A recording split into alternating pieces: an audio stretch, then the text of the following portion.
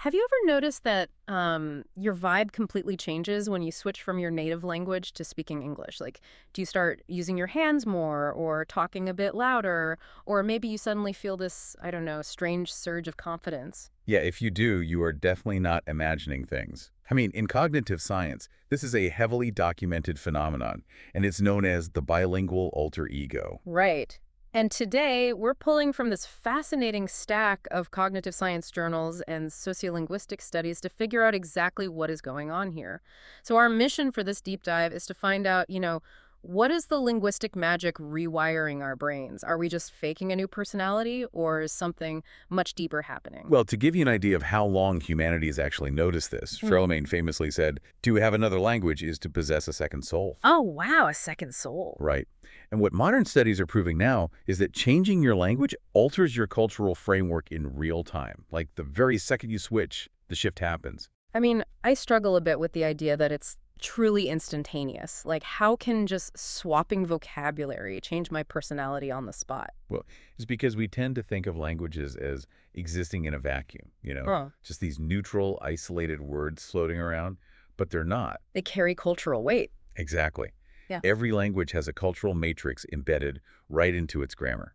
So think about how deeply fixed Western values of individualism are in English.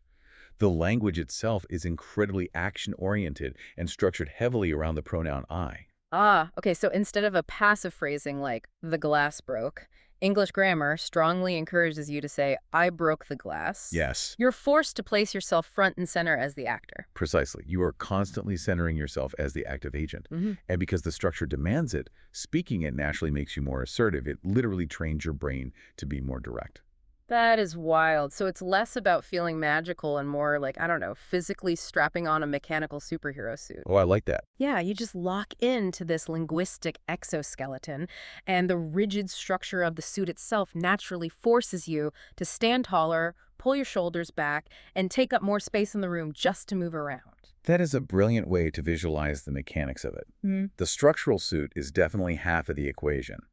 But the other half is actually about what your second language lacks compared to your first. Wait, you mean lacking specific words to express nuance? No, not words. Lacking an emotional history. Because your native language is the language of your childhood. Oh, right. It is the language of your parents' scoldings, the words you heard when you break a rule, all your early embarrassing memories.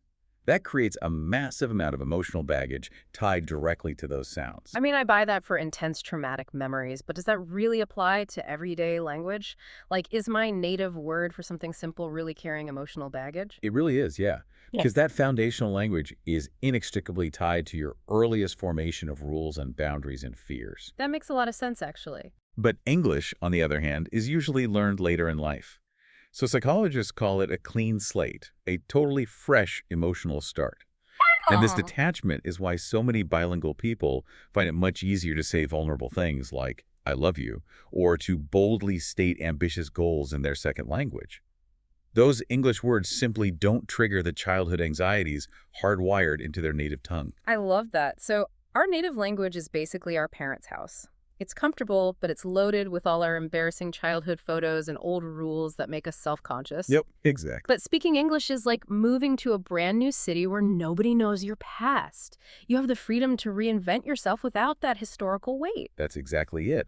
But, if leaving our native language strips away our emotional baggage, well, nature abhors a vacuum. Right. So if you have this blank canvas in the new city, how does your brain know which new personality to construct? Right. Like, why do I become the loud, outgoing guy while someone else might become highly analytical and quiet? It all comes down to the context of acquisition. Essentially, the environment where you picked up the skill. Okay, meaning how you learned it. Exactly. If you absorbed your English by binge-watching really energetic Hollywood movies or listening to passionate podcasters, or maybe hanging out with an expressive international crowd, your brain maps the English language to being gregarious. So your brain associates the language with highly sociable, outgoing behavior because that's the primary context it knows. Yes, precisely.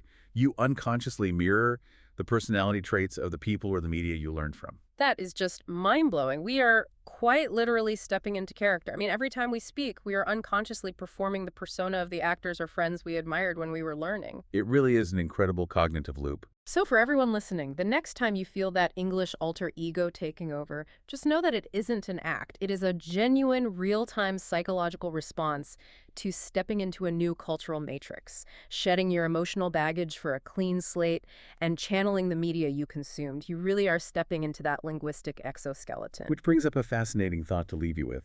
If learning a new language creates a totally different, fully realized alter ego, which version of you is the real you? Or is human identity actually just a collection of all the different languages we learn to speak?